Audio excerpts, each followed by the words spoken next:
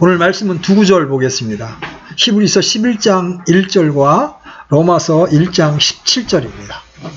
먼저 히브리서 11장 1절, 아까 암송 구절로 제시해드렸던 구절, 히브리서 11장 1절 먼저 읽습니다. 같이 읽습니다. 시작. 이제 믿음은 바라는 것들의 실체요 보이지 않는 것들의 증거니. 자, 로마서 1장 17절. 로마서 1장 17절.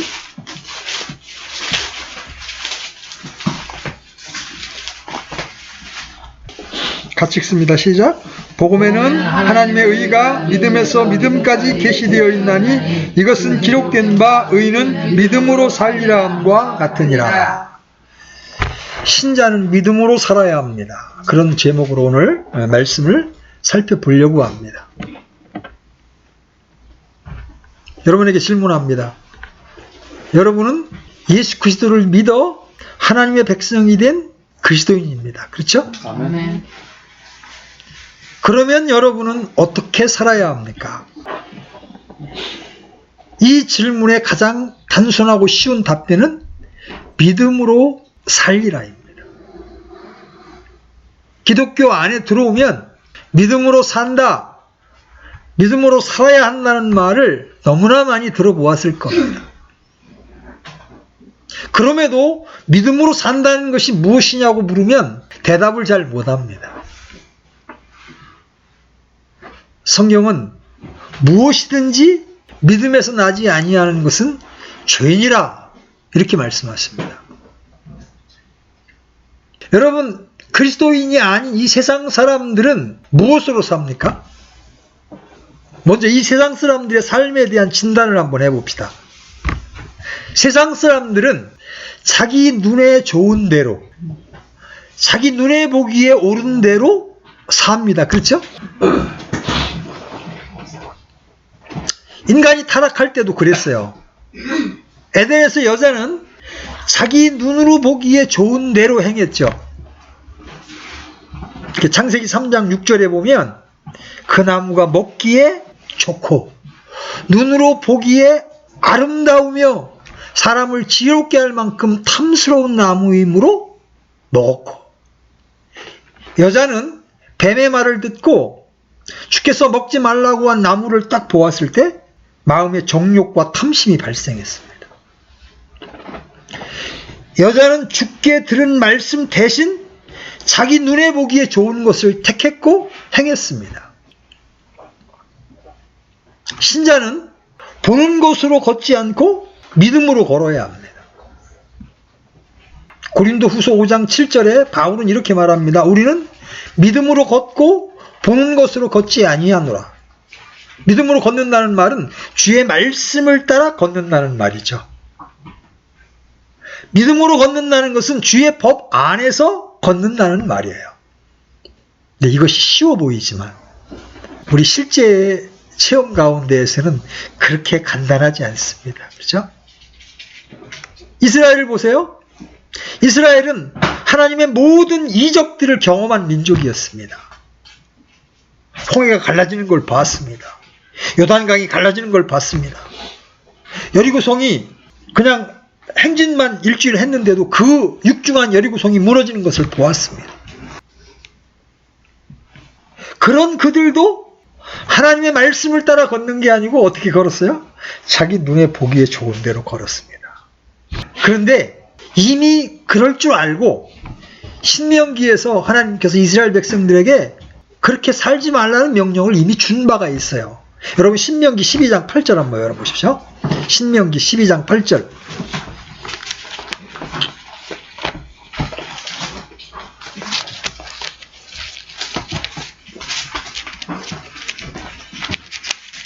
자, 찾으셨으면 같이 읽습니다. 시작.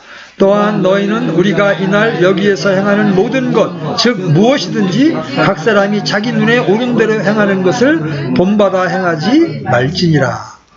자기 옳은 대로, 자기 눈에 보기에 옳은 대로 행하는 것, 그걸 본받지 말라. 사람들은 저마다 자기 눈에 옳은 대로 행합니다. 그러나 주님은 모든 것, 즉 무엇이든지 각 사람이 자기 눈에 오른 대로 행하는 것을 본받아 행하지 말라고 말씀하십니다. 우리는 우리의 감각, 지식, 경험을 따라 판단하는 것이 아니라 믿음으로 걷고 믿음으로 살아야 합니다. 이스라엘은 자기 눈에 오른 것을 행했습니다. 그래서 사사기라고 하는 그 이스라엘의 역사책에 보면 그때에는 이스라엘의 왕이 없으므로 사람마다 자기 눈에 오른 것을 행하였더라. 가나안 땅에서 이스라엘은 자기 눈에 오른 것을 행했습니다. 그들은 눈에 보이는 대로 걷고 믿음으로 걷지를 않았습니다. 그들에게는 주께로부터 받은 법이 있었죠? 율법이 있었습니다. 그렇죠? 그러나 그 법대로 걷지 않았습니다. 하나님이 그들의 그 이스라엘 백성의 왕임에도 불구하고 그들은 인과 왕을 세우기를 원했습니다. 하나님이 그 부분을 매우 불쾌하게 생각하셨어요. 그래서 사무엘한테 그들이 너를 버린 게 아니라 나를 버려서 내가 자기들을 통치하지 못하게 하려고 하는 거다. 이렇게 말씀하십니다. 사람이 자기 눈에 오른 대로 행하는 것은 그에게 왕이 없기 때문이에요. 예수 그리스도는 성도들의 왕이십니다.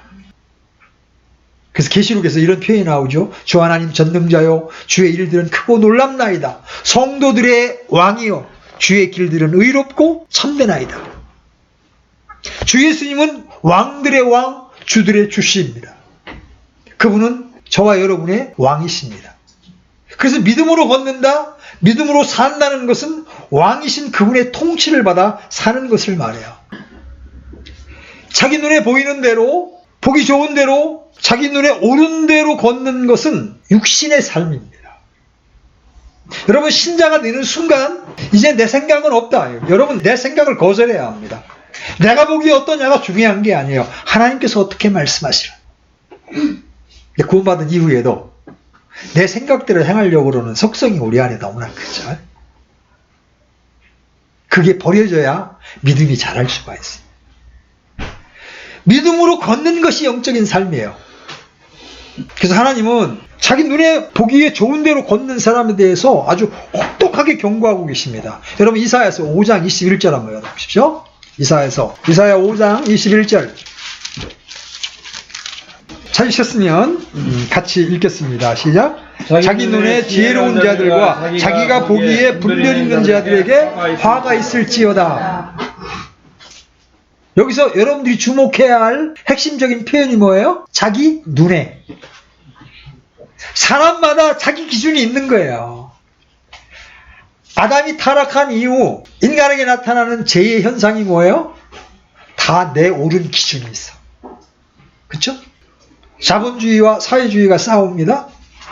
보수와 진보가 싸웁니다. 남편과 아내가 싸웁니다. 왜 그래요? 다 내 보기에 옳은 기준이 있어요. 하나님은 우리에게 자기 눈에 지혜로운 자들, 내가 볼 땐 이게 옳다, 이게 지혜롭다고 생각하는 거죠. 내가 보기에 이것이 분별력이 있는 것이다 이렇게 주장하지만 그런 자들에게 화가 있을 것이다. 왜 그래요? 우리는 사람의 눈, 나의 눈에 보이는 것이 아니라 주의 말씀에 따라 살아야 하기 때문에 그렇습니다. 이것이 믿음의 삶이에요. 자, 잠언 14장 12절 열어보십시오. 잠언 14장 12절. 성경에는 우리가 어떻게 살아야 되는지에 대하여 이렇게 자세하게 하나님께서 말씀해 주고 계세요. 잠언 14장 12절. 자, 같이 읽겠습니다. 시작. 어떤 길은 사람이 보기에 오르나 그것의 끝은 사망의 길들이니라. 내가 보기에 이게 옳다고 생각했는데, 그죠? 그 끝이 사망이래요. 난 하나님이 없다고 했고 죽으면 끝이라고 생각했는데 하나님은 뭐라고 말씀하세요? 사망이다. 그 끝은 사망. 신자들조차 그런 관점으로 생각하고 행동하는 사람들이 굉장히 많습니다. 자기가 옳다는 거예요. 그래서 교회를 대적하기도 하고 교회 분열을 초래하기도 합니다. 하나님께서 이사야서 55장 8절로 9절에서 내 생각들은 너희 생각들과 같지 아니하며 내 길들은 너희 길들과 같지 아니하니라. 주가 말하노라. 하늘들이 땅보다 높음같이 내 길들은 너희의 길들보다 높으며 내 생각들은 너희 생각들보다 높으니라. 그래서 주의 생각, 주의 길들을 따라 사는 것이 믿음으로 사는 겁니다. 젊은 처녀 총각이 있어요. 내가 볼 때 저 사람 진짜 마음에 들어. 인물도 잘났고 돈도 많아. 까짓거 뭐 결혼한 다음에 잘 설득해서 믿게 하면 좋지 뭐. 이건 내 생각이에요. 내 생각. 성경은 뭐라고 말씀하세요? 믿지 않는 자들과 공평한 멍에를 매지 말라. 내 육신의 생각은 전자를 따라가고 싶어. 근데 성경은 영적인 삶에 대해서 뭐라고 말씀하세요? 하나님의 말씀을 따라야 된다. 그래서 이 믿음으로 산다는 것이 무엇인지를 정확히 알고 실제 삶 가운데 이것을 적용하는 훈련이 우리에게 절대적으로 필요합니다. 그런데 이렇게 믿음으로 살기 위해서는 믿음에 대해 알고 또 믿음을 크게 해달라고 하나님께 구해야 합니다. 아까 읽은 히브리서 11장 1절 믿음은 바라는 것들의 실체요 보이지 않는 것들의 증거니라 그랬어요. 이 땅에 사는 성도들에게 가장 중요한 것은 믿음이라 이런 전제에 대해서 의문을 제기할 사람은 없을 겁니다. 구원받은 사람이라면 누구나 강하고 담대한 믿음의 소유자가 되고 싶은 소원이 있습니다. 살아있는 믿음, 단련된 믿음, 큰 믿음을 열망하는 것은 지극히 정상이죠. 그래서 제자들도 주님께 이렇게 구했습니다. 우리의 믿음을 크게 하여 주시옵소서. 그때 주님은 제자들에게 뭐라고 말씀하세요?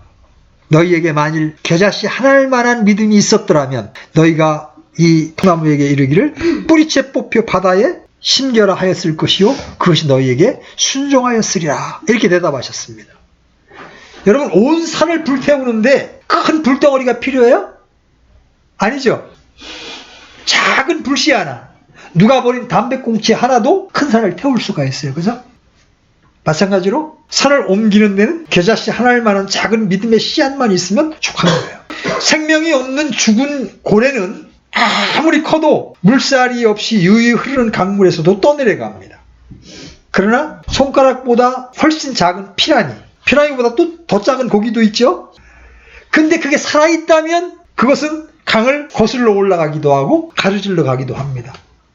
그래서 믿음의 유무는 무엇의 유무하고 똑같아요? 생명의 유무하고 똑같은 거예요. 믿음이 있냐? 그건 생명이 있냐를 묻는 거예요. 믿음은 능력이요 힘입니다. 아무리 작은 믿음이라도 그 믿음이 맺는 성장과 힘은 폭발적인 거예요. 믿음은 우리의 힘을 증가시켜주는 것이 아니라 전능하신 하나님의 힘과 능력과 지혜를 받는 통로가 되는 거예요. 믿음이라는 통로를 통해서 하나님의 능력과 하나님의 지혜가 우리에게 전달되어 오는 거예요. 그래서 제자들이 구했던 것처럼 우리 역시 우리의 믿음을 크게 해주시옵소서라고 기도해야 하고, 그래서 믿음이 자라나서 열매를 맺고 믿음의 영으로 충만케 되어야 하는 거예요. 주님께서 이런 말씀을 하신 적이 있어요. 내가 만일 믿을 수 있거든 믿는 자에게는 모든 것이 가능하니라. 마가복음 9장 23절에 그런 말씀이 있죠.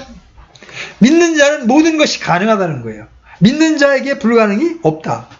사람들은 불가능을 극복하기 위해 요령과 방법을 찾고 인맥을 찾고 별별 수단을 강구하지만 그 비결이 믿음이라는 것을 아는 사람은 극히 적습니다. 주님께서 내가 만일 믿을 수 있거든 믿는 자에게는 모든 것이 가능하니라 하신 말씀처럼 이 말씀을 여러분 가슴속에 깊이 새겨두기를 바랍니다. 여러분 이 말씀이 여러분 마음 안에 있으면 여러분이 어려운 일을 겪을 때 소망이 생겨야 안 생겨요? 아, 내가 주님께 기도하고 주님을 신뢰하면 주님 안에서는 모든 것이 가능하구나 하는 믿음이 생기면 어려운 환경 가운데서 소망이 생기고 힘이 생기는 거예요. 그게 없으면 시리에 빠지고 낙담에 빠져서 작게는 그냥 알코올 중독자가 되거나 크게는 삶의 끝을 선택하거나 그런 일들이 세상에서 비일비재하게 일어나는 거예요. 믿는 자에게 모든 것이 가능한 이유가 뭐예요? 믿는 자 안에서 일하시는 분이 바로 예수 그리스도이시기 때문에 그렇습니다. 나를 강하게 하시는 그리스도를 통하여 내가 모든 것을 할 수 있느니라. 그래서 믿음이란 손에 무엇인가를 잡기 전에 마음속에서 그것을 붙잡는 거예요. 아까 믿음은 바라는 것의 실체요 보이지 않는 것들의 증거니 그랬어요. 아직 내 손에는 잡히지 않아. 근데 믿음으로 내 마음에는 붙잡아야 돼요. 눈에 무엇을 보기 전에 마음속으로 볼 수 있어야 합니다. 자, 아브라함이 이 남자의 기능이 다 끝났고 아내의 생리가 다 끝났는데도 내년 이맘때 내게 아들이 있으리라 그랬을 때에 아브라함과 사라의 눈에는 이건 불가능한 일입니다. 그렇죠? 그런데 그것을 마음에 받아들였을 때, 마음의 믿음으로 그 말씀을 받아들였을 때 1년 후에 태어날 아이를 이미 내가 가지고 있는 거예요. 그죠? 믿음은 바라는 것의 실체예요. 이미 믿음으로 나는 1년 후에 아들이 있을 것을 내가 마음으로 붙잡고 있는 거죠. 여러분, 땅속에다 씨앗을 딱 심으면 그 씨앗이 보여요, 안 보여요? 근데 정말 씨앗을 심었다면, 그리고 기다리고 있다면 그 씨가 올라와서 가지가 나오고 열매를 맺을 것을 소망하게 되죠. 그죠? 믿음이 이와 똑같아요. 자, 하나님의 말씀은 썩어지지 않는 확실한 말씀입니다. 그죠? 말씀이 여러분 마음 안에 딱 심겨지면 반드시 싹이 나게 돼 있습니다. 그래서 믿음은 하나님의 약속의 말씀을 바라보게 될 때 그 말씀이 실제로 이루어질 것을 미리 누리는 거예요. 믿음이라는 건 장차 일어날 일을 미리 내가 누리는 거예요. 지금 보이지 않지만 증거를 가지고 있는 거예요. 아브라함은 주께서 약속하신 씨를 바랬습니다. 그래서 실제 자식을 얻었죠. 유업의 상급을 바라보았습니다. 그것은 눈에 보이지 않는 미래의 일이었습니다. 보이지 않는 것들은 존재하지만 관찰할 수 없는 것들이에요. 그러나 아브라함과 사라는 하나님의 이 약속의 말씀을 붙들었어요. 그래서 로마서 4장 17절에 이렇게 기록되어 있습니다. 한번 가보십시다. 로마서 4장 17절. 로마서 4장 17절 같이 읽습니다. 시작. 이것은 기록된 바 내가 너를 많은 민족들의 조상으로 삼았느니라 하신과 같으니 그가 믿은 하나님은 죽은 자들을 살리시며 없는 그것들을 마치 있었던 것처럼 부르시는 이시니라. 아브라함이 하늘의 별들을 바라보았을 때 그가 본 무수한 별들은 태어나지 않은 자신의 후손들이었습니다. 그가 본 땅은 자신이 밟아보지도 못한 땅이요 한 뼘도 현재 소유하지 못했지만 자신이 소유할 상속의 땅이었습니다. 그래서 손으로 잡아보고 눈으로 보기 전에 먼저 마음속으로 보고 소유했습니다. 이것이 바로 믿음입니다. 이런 보이지 않는 것들의 증거는 바로 기록된 말씀이에요. 여러분, 성령은 존재하지만 보입니까? 안 보이죠?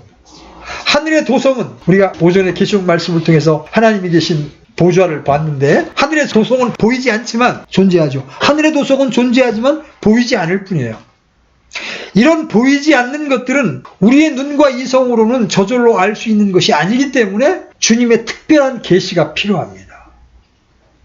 이 특별한 계시가 바로 기록된 말씀이에요. 우리는 보이는 것들을 바라보지 아니하고 보이지 아니하는 것들을 바라보나니 보이는 것들은 잠깐 있을 뿐이나 보이지 아니하는 것들은 영원하니라. 믿는 자에게는 모든 것이 가능하다는 주님의 말씀을 들은 사람의 반응을 여러분 한번 떠올려 보십시오. 어떤 아이의 아버지가 부르짖고 눈물을 흘리면서 주여 내가 믿나이다. 나의 믿지 아니함을 도와주소서 이렇게 말하죠. 마가복음 9장에 보면 그런 장면이 나와요. 이 세대는 믿음이 없는 세대예요. 이거는 불신자들만 말하는 게 아니에요. 신자들도 마찬가지예요. 그래서 기독 안에서도 창세기 1장, 2장, 3장은 실제 스토리가 아니라 신화라고 주장하는 목사들도 있어요.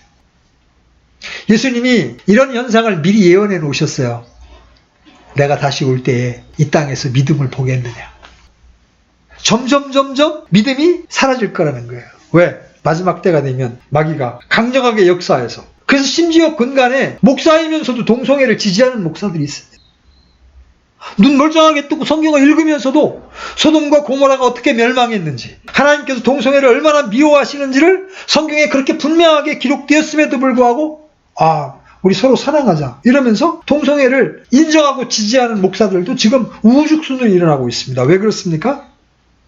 마지막 시대가 되면 이렇게 배교가 일어나는 거예요. 그래서 주님은 이 시대를 향해서 믿음이 없고 삐뚤어진 세대라고 책망하십니다. 주님을 따르고 믿는다는 제자들마저 그렇다는 겁니다.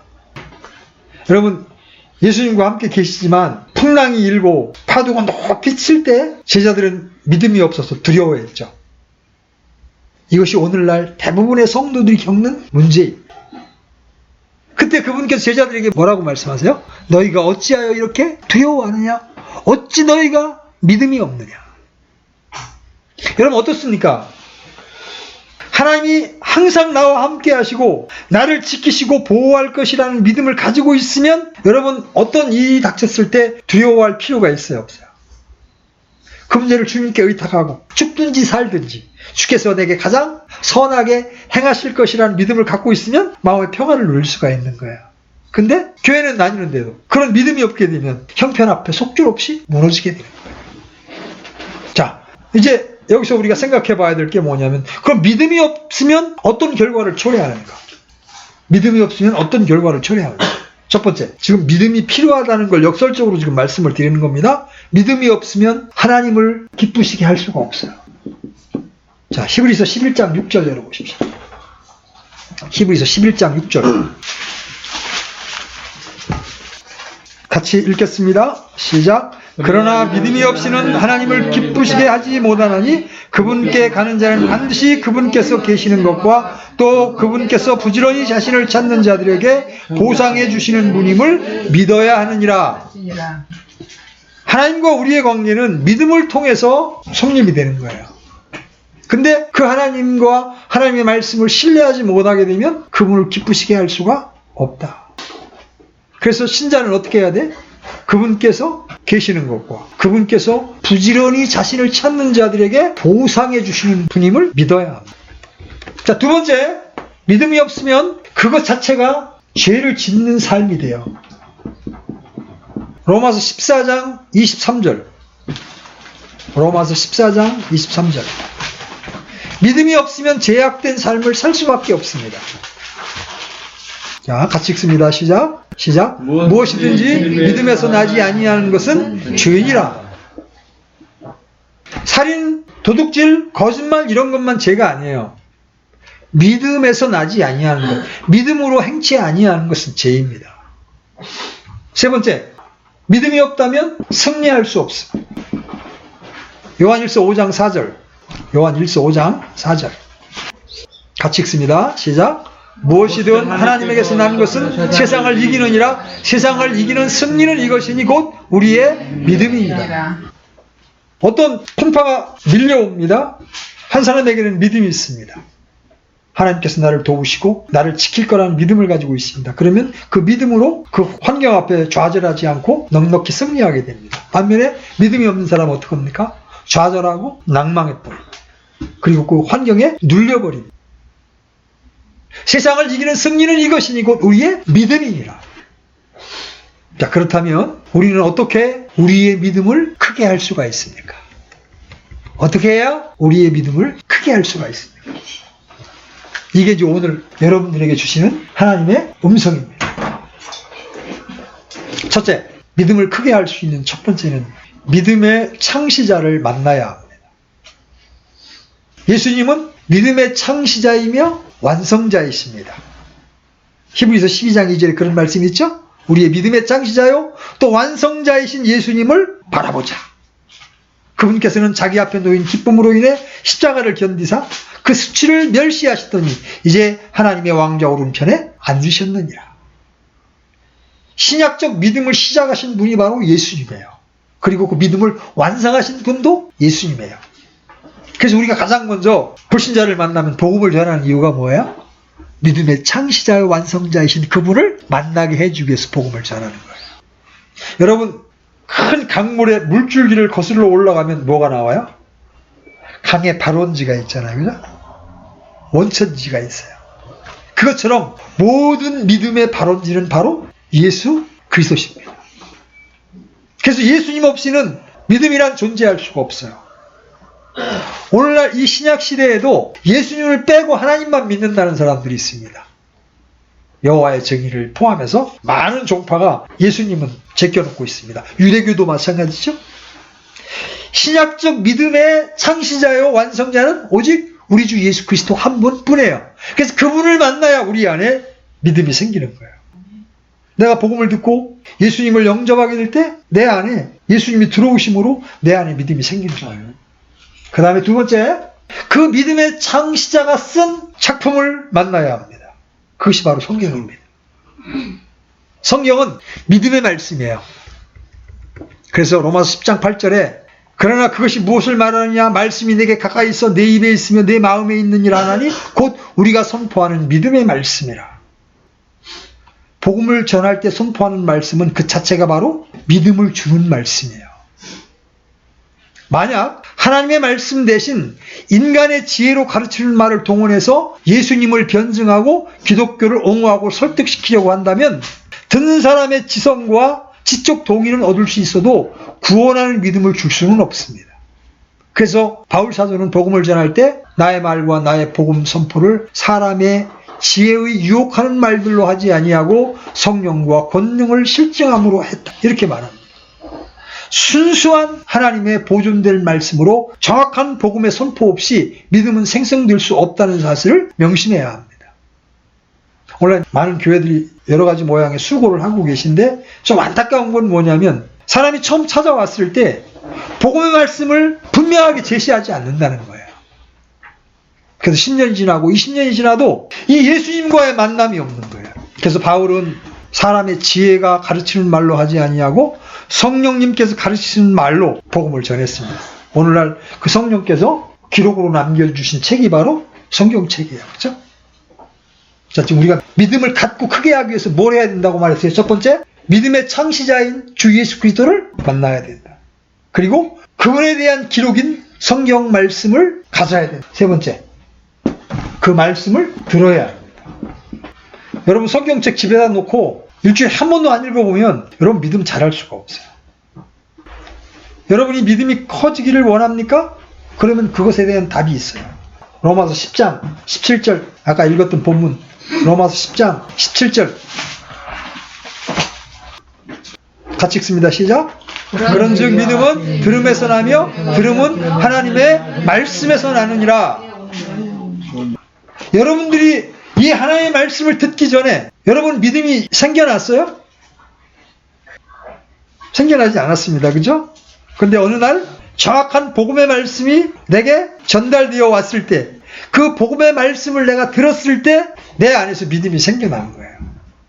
믿음은 들음에서 나며 들음은 하나님의 말씀에서 나느니라. 옛날에요. D.L. 무디라고 세계적인 전도자가 계셨는데 그 형제님이 하나님께 계속 기도했습니다. 하나님 더 강한 믿음을 주시옵소서. 근데 끊임없이 기도했지만 믿음이 오지를 않는 거예요. 그러다 어느 날 로마서 10장 17절 말씀을 딱 대하게 됐어요. 하나님의 말씀을 통해서 오는구나. 그때부터 성경을 부지런히 읽었더니 믿음이 저절로 증가되더라는 거죠. 성경을 읽지 않는 성도들은 믿음이 자라지도 않고 증가하지도 않습니다. 성경을 읽지 않는 성도들은 믿음이 자라지도 않고 증가하지도 않습니다. 그렇기 때문에 어떻게 돼? 믿음이 증가하지 않는 걸로 끝나지 않아요. 어떻게 되는지 알아요? 끊임없이 의심과 불신이 일어납니다. 마치 밭에서 잡초가 올라오듯이 경작을 안 해주면 말씀의 물로 씻어주고 말씀의 양식을 취하지 않으면 불신이 슬슬 우리 마음속에서 올라오는 거예요.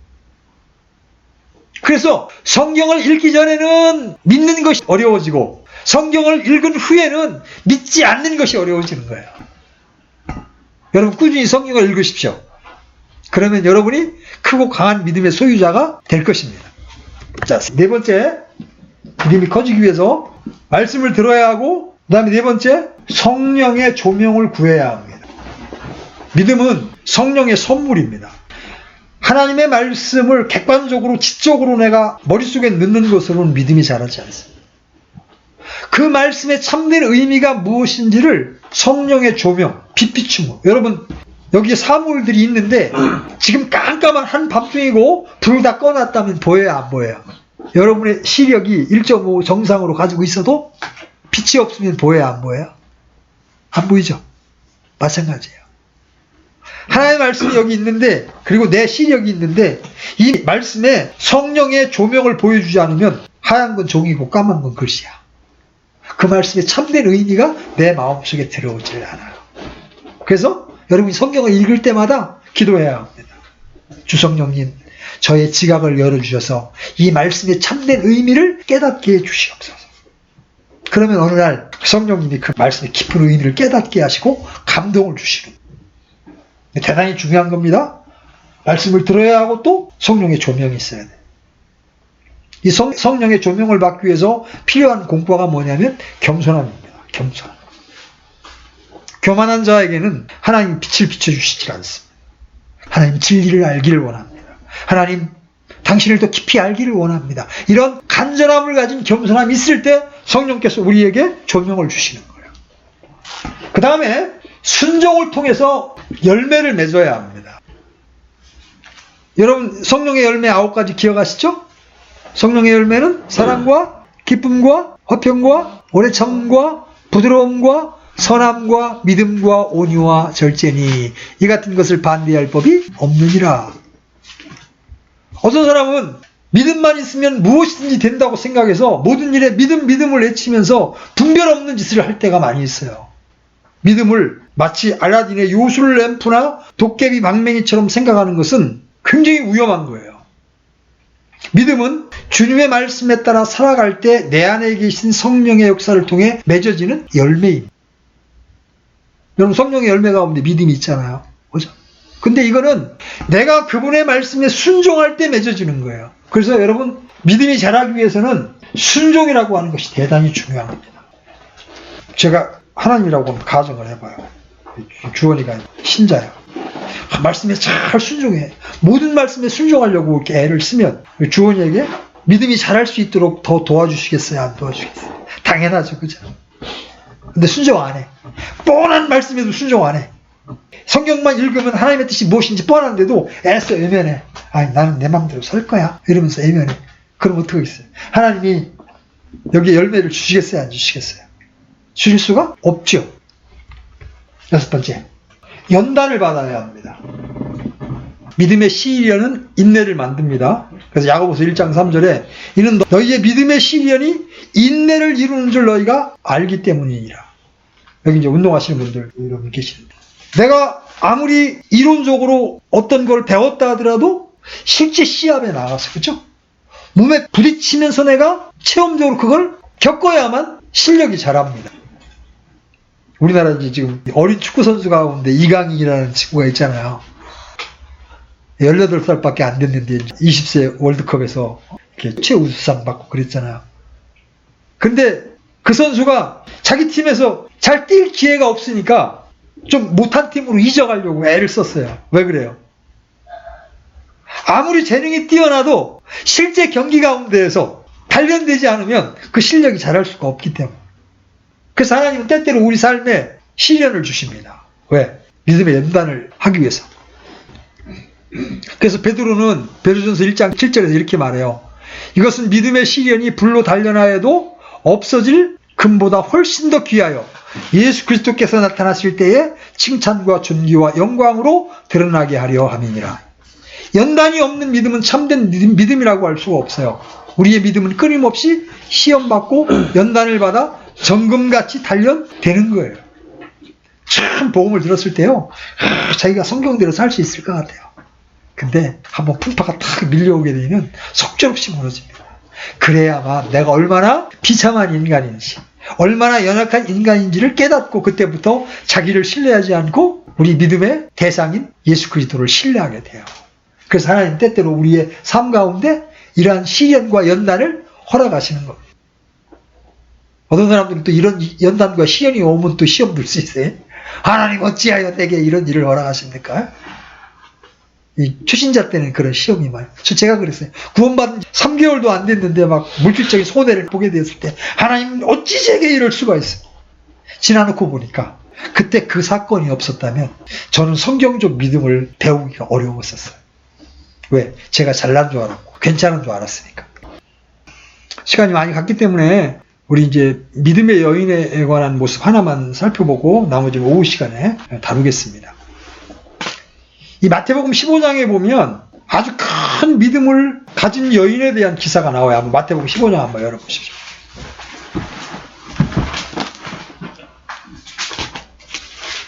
(15장) 21절부터 28절을 잘 이렇게 눈으로 보면서 말씀을 따라와 줘 보십시오. 자, 이 여인은 딸이 마귀에게 몹시 시달림을 받고 있었습니다. 이제 그녀가 예수님에게 나와서 소리를 지릅니다.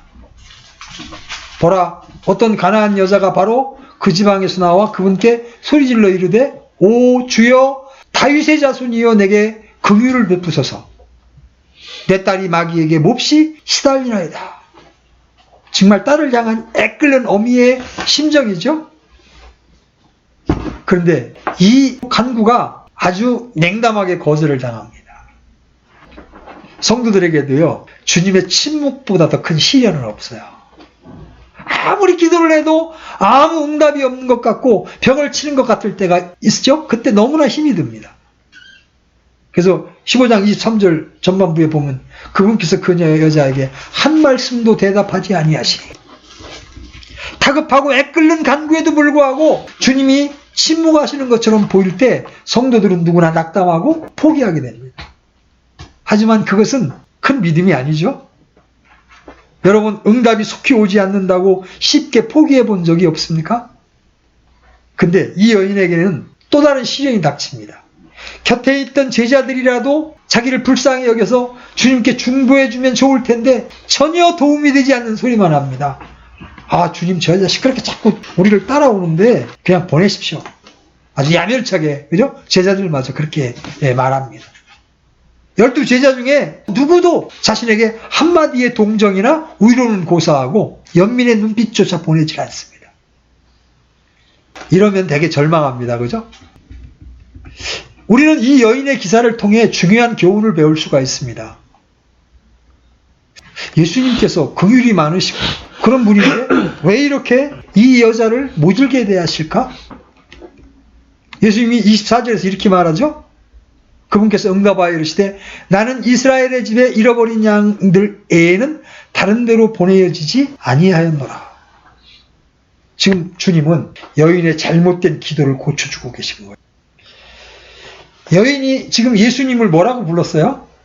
다윗의 자손. 근데 이 다윗의 자손이라는 말은 누구와 연결되는 말이에요? 누구와 관계되는 말이에요? 유대인과 관계되는 말이잖아요. 유대인이 예수님께 간구할 때는 다윗의 자손이요 이렇게 간구하는 게 맞아요. 근데 이 여인은 어떤 여인이에요? 이방 여인이에요. 그래서 주님께서 그걸 교정해 주시려고 아주 매몰차게 답변하십니다. 25절 보십시오. 25절, 이제 주여 나를 도우소서. 주여 나를 도우소서. 이제 여인은 주만을 불렀습니다. 앞에서는 주여, 다윗의 자손이여를 같이 불렀는데 이제는 주여로만 부릅니다. 다윗의 자손으로서 그분과는 상관없다는 것을 알고 이제 주님께 도움을 구하는 겁니다. 그런데 이제는 대역겠거니 생각했지만 주님은 다시 한번 노로 응답합니다. 26절 보세요.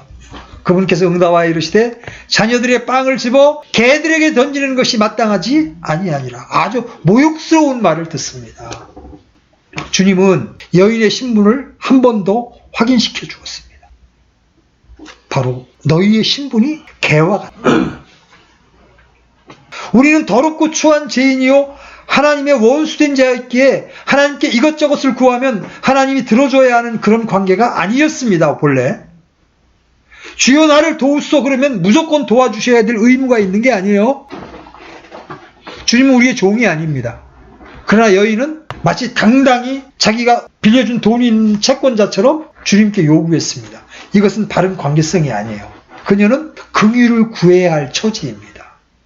그래서 이 여인은 한 번 더 성숙한 단계로 나아갑니다. 포기하지 않으면서 성숙한 단계로 나아갑니다. 그녀가 뭐라고 대답합니까? 27절. 이걸 같이 읽습니다. 27절. 시작. 그녀가 이르되 주여 참으로 옳소이다마는 개들도 자기 주인의 상에서 떨어지는 빵 부스러기를 먹나이다 하니. 이제 자신이 하나님께서 일방적으로 은혜를 베풀어 주시지 않으면 아무것도 받을 자격조차 없는 신분이요 존재임을 깨닫고 인정하기 시작합니다. 지성인으로 자부하는 현대인들은 하나님 앞에 자신이 개에 불과하다는 사실을 인정하는 것이 참으로 어렵습니다. 자존심 상하는 일입니다. 그러나 이 여인은 딸을 고치기 위하여 하나님 앞에 자신의 실존을 인정하면서 은혜를 구했습니다. 그때 예수님께서 드디어 뭐라고 말씀하세요? 28절 보십시오. 28절. 같이 읽습니다. 시작. 이에 예수님께서 그녀에게 응답하여 이르시되 오 여자여 내 믿음이 크도다. 내가 원하는 대로 그 일이 내게 이루어질지 하신즉 바로 그 시각부터 그녀의 딸이 온전하게 되니라. 여러분, 우리도 이방인으로서 이 여자와 같은 신분에 있던 자들이었습니다. 그렇죠? 그러나 예수 그리스도께서 십자가에서 흘린 피와 죽음은 개와 같던 저희들의 신분을 모두 하나님의 백성이요 하나님의 아들로 변화시켜 주셨습니다. 이제 저와 여러분은 예수 그리스도를 믿음으로 말미암아 이 여인처럼 다윗의 자손이여라고 기도하거나 개라고 고백하며 기도할 필요가 없습니다. 우리는 언제 어디서나 나의 하나님, 나의 아버지로 자유롭게 부르며 나의 필요를 아뢰기만 하면 되는 거예요. 아멘. 예수 그리스도께서는 자신의 이름을 사용할 수 있는 특권을 우리에게 주셨습니다. 저는 교회 성도 모든 분이 이런 큰 믿음의 소유자가 되기를 소망합니다. 아멘. 정리합시다. 성경이 말하는 믿음은 단순한 지적인 동의가 아닙니다. 감정적 흥분이나 감화도 아닙니다. 성경이 말씀하는 믿음은 감정이나 환경이나 결과와 상관없이 기록된 하나님의 말씀을 신뢰하고 복종하는 것을 말합니다. 그러면 이 성경적 믿음은 어떻게 생깁니까? 여러분, 믿음을 정리하면서 여러분 마음속에 잘 간직해야 될 부분이 있어요. 첫째, 믿음은 믿음의 대상이 있어야 합니다. 그렇죠? 여러분의 믿음의 대상은 누구십니까? 하나님과 그분이 보내신 자 예수 그리스도십니다. 그 다음에 믿음의 근거가 있어야 합니다. 근거 없이 믿는 것은 신념일 뿐이에요. 믿음이 아니에요. 신자의 믿음의 근거는 바로 하나님의 말씀이에요. 그러니까 말씀에 있는 대로 믿어야 되는 거예요. 그 다음에 믿음의 증거가 있어야 됩니다. 믿음의 증거가 뭐예요? 성령님. 믿는 자에게는 성령님이 들어오셔서 우리로 하여금 도무지 자연인으로는 믿을 수 없는 것들을 믿게 해주십니다. 아니, 하나님이 우주 만물을 창조하셨다. 죽으면 끝이 아니라 심판이 있고 지옥이 있다. 이거 어떻게 알아요? 자연인이 이걸 어떻게 믿어요? 하나님의 영이 우리 안에 들어오지 않으면 그 일을 믿을 수가 없는 거예요. 여러분, 고린도전서 2장 한번 펴보세요. 고린도전서 2장.